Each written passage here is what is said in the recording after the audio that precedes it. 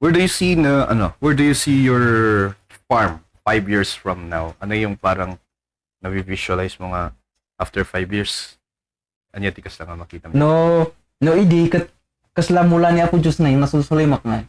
Mula ni Apo Diyos ko na data no agbungasan tumulang apan bisitaan. Wala ni Apo Diyos talaga. Wala ni Apo Diyos talaga. No agbungasan tumulang apan bisitaan. Tanda medyo na isimpa mo tanan dati ko na nga farm management. Adanti dalanan, adanti pruning ko na dati panagbawas iti puno ti kayo tatmahan nga pa. Say. So, yan, parang in 5 years from now, makita mo tuloy-tuloy di ay. Medyo ma-elevate mo, medyo mat na to mat or map-upgrade. Map-upgrade. Very appreciative akta.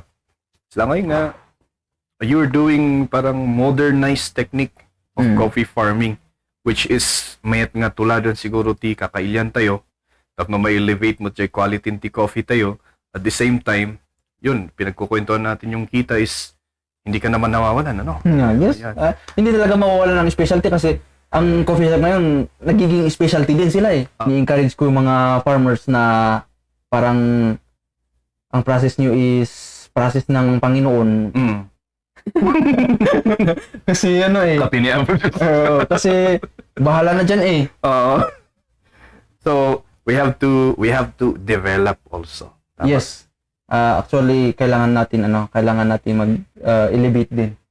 Listening to El Maestro Speaks podcast.